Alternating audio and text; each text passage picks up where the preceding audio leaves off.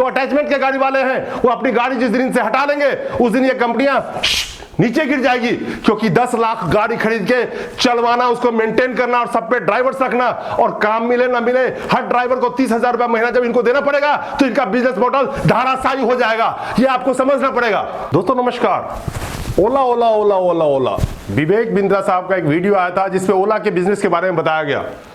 बिंद्रा साहब ने बहुत सारी बातें बताई, लेकिन उनमें से 3 बातें मैं जरा बिंद्रा साहब के सामने रखना चाहता हूं, क्योंकि कागज का हवाई जहाज चलाना बहुत आसान है और कागज के हवाई जहाज चलाने वाले कभी पायलट नहीं बनते। और एक्चुअल में जब व्यापार करना पड़ता है तब समझ में आता है कि बातों में और व्यापार एक्चुअली में करने में, प्रैक्टिकल में कितना फर्क होता है। तो बातों के व्यापारी जो है, जो बातों से व्यापार सिखाते हैं, जैसे हमारे बिंद्रा साहब ने कहा कि ओला ओला ओला ओला ओला, तो बिंद्रा साहब ने कहा कि ओला को चाहिए था 10 करोड़ पैसेंजर और 10 लाख ड्राइवर्स। 10 लाख ड्राइवर्स को गाड़ियां दिलवाई ओला ने, और ऑटो से भी सस्ता किराया में गाड़ी चलवाया, बस के बराबर किराया में गाड़ी चलवाया। और किस तरह से ओला उबर ने पूरे बाजार को बर्बाद किया, शायद बिंद्रा साहब को इसकी जानकारी नहीं थी। जैसे कि डॉक्टर बिंद्रा ने अपने वीडियो में बताया कि कश्मीर से कन्याकुमारी तक अगर लाइन में गाड़ी खड़ी कर दे तो उतनी दूरी तक इनकी गाड़ियां खड़ी हो जाएगी, यानी कि ओला का गाड़ियां। लेकिन बिंद्रा साहब ने यह नहीं समझा कि कश्मीर से कन्याकुमारी तक जिस शहर में चल रहे हैं उस शहर में ओला उबर हाय हाय हाय हाय हाय हो रहा है। तो इसकी क्या वजह है? क्या बिंद्रा साहब आप बता सकते हैं क्यों आखिर ओला उबर हाय हाय हाय हो रहा है पूरे देश में? तो आखिर ये क्या मॉडल है, ये जरा बता सकते हैं? मैं बताता हूं। क्योंकि जैसा आपने कहा कि ऑटो से कम रेट में गाड़ी चलवा रहे हैं, तो आप एज ए एंटरप्रेन्योर के प्रवक्ता है, बताते हैं मैं बिजनेस कोच हूं, तो ये क्यों नहीं बताया कि ऑटो के किराए में अगर टैक्सी चलवाएंगे, एसी टैक्सी चलवाएंगे तो ऑटो वाला का रोजगार का क्या होगा, काली पीली वालों का रोजगार का क्या होगा, और ई रिक्शा वाले कहां जाएंगे? क्योंकि आपने कहा कि बस के बराबर रेट में टैक्सी चलवाना ही ओला वालों का मकसद था, क्योंकि उनको बाजार बनाना था, मार्केट बनाना था। यहां पे डॉक्टर बिंद्रा ने यह नहीं बताया कि इन 7 देशों में उबर को आखिर बैन क्यों किया गया। Denmark, Hungary, Netherland, Bulgaria, China, और आंशिक रूप से उबर को बैन किया गया इटली, फिनलैंड, जर्मनी, नीदरलैंड, और पोटेंशियली यानी कि संभावित रूप से बंद किया गया लंदन में। यह नहीं बताया बिंद्रा साहब ने कि आखिर उबर को बैन क्यों किया गया। इसलिए बैन किया गया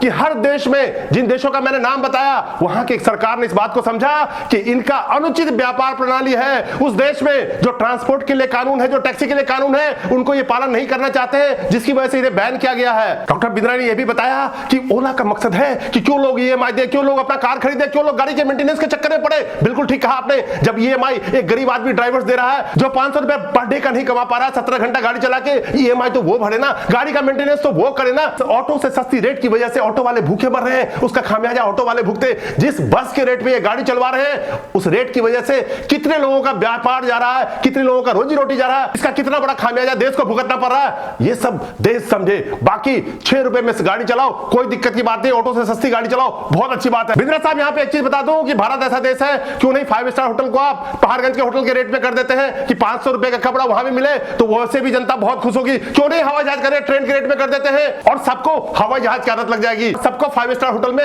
रहने का आदत लग जाएगा, तो ये भी बहुत अच्छा रहेगा, जनता और ज्यादा खुश होगी। तो ऐसा क्यों नहीं होता? तो डॉक्टर बिंद्रा साहब आपसे एक गुजारिश है कि कैब एग्रीगेटर के आने से देश के अर्थव्यवस्था पे क्या फर्क पड़ा, इसका भी आप एक वर्णन अपने एक वीडियो में जरूर कीजिएगा कि किस तरह से देश में बेरोजगारी बढ़ी, इसका भी आप विश्लेषण जरूर कीजिएगा। इसका भी विश्लेषण जरूर कीजिएगा कि ऑटो के रेट पे अगर कैब चलेगी तो ऑटो वाले का क्या होगा, काली पीली वाले का क्या होगा, और कितने लोग बेरोजगारी के कगार पे पहुंच गए हैं, और इस कैब एग्रीगेटर के आने से देश के बेरोजगारी पे क्या असर पड़ा है, इसका भी विश्लेषण जरूर कीजिएगा ओला ओला करने से पहले। तो बिंद्रा साहब, आप एक बिजनेस कोच है, आपसे तो उम्मीद है कि इन चीजों पे भी विश्लेषण करके वीडियो डालिए, ताकि सरकार को समझ में आए कि कैब एग्रीगेटर देश के तरक्की में कितना योगदान कर रहे हैं। जिस तरह से आपने ओला ओला का विश्लेषण किया, उसी तरह से कैब एग्रीगेटर का विश्लेषण कीजिए कि किस तरह से कैब एग्रीगेटर पूरे देश में नहीं, पूरे दुनिया में किस तरह से उनकी अर्थव्यवस्था को बर्बाद किया है। तो क्या आप इसका विश्लेषण करेंगे? आपसे यही उम्मीद करता हूं। दूसरी बात, बिंद्रा साहब आपने कहा कि 10 करोड़ पैसेंजर और 10 लाख ड्राइवर चाहिए थे,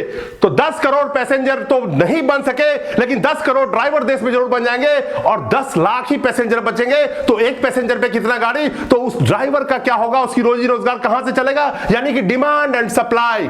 तीसरी बात आपने बोली कि 10 लाख ड्राइवर्स को गाड़ी दिलवाई, कोई ड्राइवर्स को ओला उबर ने गाड़ी नहीं दिलवाई। कि जब आप ओला की बात कर रहे थे, कोई ड्राइवर्स को ओला ने गाड़ी नहीं दिलवाई, ड्राइवर्स के अपने गाड़ी थे, 7 लाख की उनकी गाड़ी खुद की थी, ड्राइवर्स ने अपने गाड़ी ओला को दिए थे उस टाइम में, यानी कि 7 लाख रुपए का कर्ज हर ड्राइवर ने ओला को दिया था। इसके एवज में यानी कि 7 लाख का अगर 2% भी पर महीने का ब्याज जोड़ेंगे तो 14,000 उनका ब्याज का बनता है। तो ओला ने जो सुबह इंसेंटिव दिए थे वो इंसेंटिव कोई फ्री के नहीं दिए थे ड्राइवर्स को, क्योंकि हर ड्राइवर से 7-7 लाख रुपए का लोन ओला को दिया था उस वक्त, क्योंकि ओला के पास खुद का कुछ नहीं था। जैसा कि आपने कहा कि कॉमनवेल्थ गेम्स में जाके ओला के मालिक पर्चे बांटते थे तो उनकी इतनी हैसियत नहीं थी कि कोई बैंक या कोई फाइनेंशियल इंस्टीट्यूशन इस व्यापार पे लोन दे।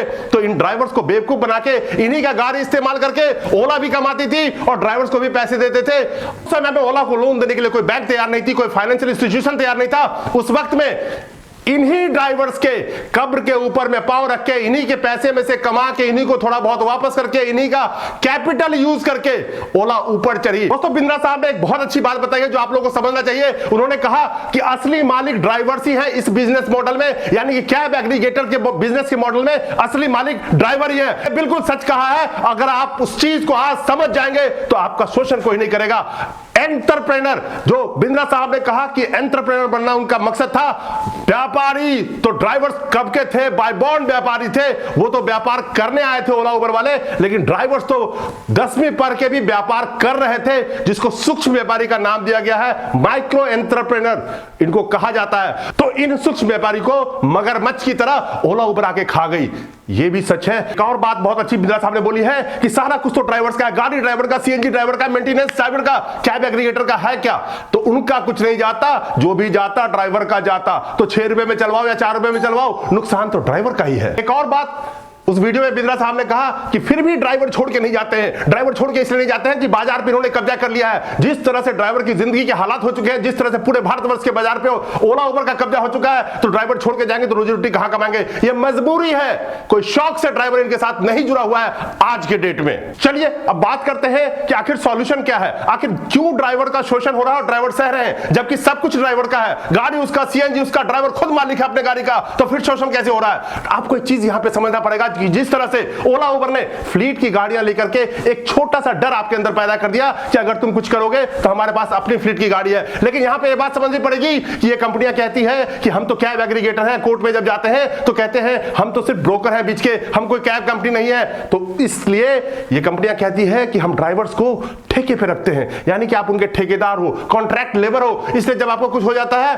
तो ये कंपनियां जिम्मेवारी नहीं लेती है। लेकिन बड़ी चालाकी से कोर्ट को तो कहती है हम बीच के आदमी हैं, एग्रीगेटर है, मेरी कोई गाड़ी नहीं है, कि वही फ्लीट की गाड़ियां दोनों कंपनी अपने चलवा रही है। लेकिन इन फ्लीट की गाड़ियों का एक आंकड़ा आपको चौंकाने वाला समझना पड़ेगा कि इन फ्लीट की गाड़ियों का इस्तेमाल सिर्फ अटैचमेंट की गाड़ियों वालों को डराने के लिए किया जाता है कि हमारे पास अपनी गाड़ी है। लेकिन यहां पे एक बात बता दूं कि आज भी 95% जो ओला उबर की बिजनेस है वो अटैचमेंट वाली गाड़ियों पे डिपेंड करती है। तो आप इस भ्रम से निकलिए, आप इस डर से निकलिए। ओला उबर का 95% का बिजनेस अटैचमेंट वाली गाड़ी के थ्रू ही चलता है। वो 5% जो सिर्फ फ्लीट की गाड़ियां हैं, सिर्फ वो डराने का काम करती है ड्राइवर्स को कि देखो हमारे पास अपनी गाड़ियां हैं। मैं एक बात यहां कहना चाहता हूं कि अगर आप डेटा देखेंगे तो पहले कॉल सेंटर में बहुत सारी गाड़ियां चलती थी, एक गाड़ियों का 70,000 80,000 उन्हें देना पड़ता था। बीच में कॉल सेंटर वालों ने सोचा कि अपनी गाड़ी खरीद लेता हूं, 15,000 रुपए सिर्फ किस्त देने पड़ेंगे। जब उन्होंने अपनी गाड़ी खरीद ली, सिर्फ 8-10 गाड़ियों की बात है, तो उनकी सरदर्दी इतनी बढ़ गई कि बाद में उन्होंने गाड़ी बेच के फिर 70,000 80,000 रुपए पे गाड़ी लगवाते थे बाहर से, क्योंकि सरदर्दी बहुत ज्यादा थी। तो जिस दिन कैब एग्रीगेटर को अपनी 10 लाख गाड़ियां खरीदनी पड़ जाएगी और जिस पे ड्राइवर बाकायदा रखने पड़ेंगे और लेबर कानून के हिसाब से एक स्किल्ड लेबर का सैलरी तकरीबन 18,000 रुपए पर मंथ जो देना पड़ेगा, वो भी 9 घंटे का, और 9 घंटे के बाद अगर वो काम कराते हैं तो ओवर टाइम देना पड़ेगा। तो सोचो एक ड्राइवर का सैलरी कम से कम 30-30,000 रुपए इनको देने पड़ेंगे। वहीं पे लीजिंग के कार में जो ड्राइविंग करते हैं 30 से 35,000 रुपया किस्त की दे रहे हैं, जहां पे सिर्फ 15,000 रुपया उसी गाड़ी की ईएमआई उनको देने की जरूरत है, उसकी वो 35,000 रुपए दे रहे हैं। तो ये सोचने वाली बात है। जिस दिन आप ड्राइवर्स ये बात समझ जाएंगे, आप बोलो कि हम आपके गाड़ी पर ड्राइविंग करेंगे और सैलरी पे करेंगे, जो सरकार का स्किल्ड लेबर का रेट है 18,000 रुपए मिनिमम, 9 घंटे की जॉब, 1 दिन की छुट्टी सप्ताह में, आप उन पे काम कीजिए और उसके बाद अगर आप गाड़ी चलाते हैं तो ओवर टाइम एक ड्राइवर को 30,000 रुपए इनको देनी पड़ जाएगी, चाहे काम हो या ना हो, आप इनके जॉब पे रहेंगे। आज की डेट में क्या होता है, आप 7-7 घंटे खड़े हैं, आपको काम मिले ना मिले, आपको 1 रुपया नहीं मिलता है। बड़ी चालाकी से ये लेबर लॉ से खिलवाड़ कर रहे हैं। तो आप इस बात को समझेंगे ड्राइवर्स जो लीज की गाड़ी चला रहे हैं, इनकी गाड़ी लीज पे ना लेके बोलो ड्राइविंग पे रखना है तो रखो, उस दिन आपकी जिंदगी बदल जाएगी। लेकिन ये कभी रखेंगे नहीं। जो अटैचमेंट के गाड़ी वाले हैं वो अपनी गाड़ी जिस दिन से हटा लेंगे उस दिन ये कंपनियां नीचे गिर जाएगी, क्योंकि 10 लाख गाड़ी खरीद के चलवाना, उसको मेंटेन करना और सब पे ड्राइवर्स रखना, और काम मिले ना मिले हर ड्राइवर को 30,000 रुपया महीना जब इनको देना पड़ेगा तो इनका बिजनेस मॉडल धराशायी हो जाएगा। यह आपको समझना पड़ेगा। यहां पे अगर बात करें तो जैसे डॉक्टर बिंद्रा ने बताया, बिल्कुल वो ठीक बताया कि जिस तरह से ओला उबर का विजन था, स्पेशली ओला की बात करें क्योंकि वो ओला की बात कर रहे थे इसमें, जिस तरह से ओला का विजन था कि जब मेरा मार्केट बन जाएगा तो ड्राइवर का इंसेंटिव कम कर देंगे और कस्टमर का किराया भी बढ़ा देंगे, तो वो तो आज के डेट में हो रहा है। बहुत बहुत शुक्रिया दोस्तों, मिलता हूं नए वीडियो में कुछ नए मुद्दे के साथ।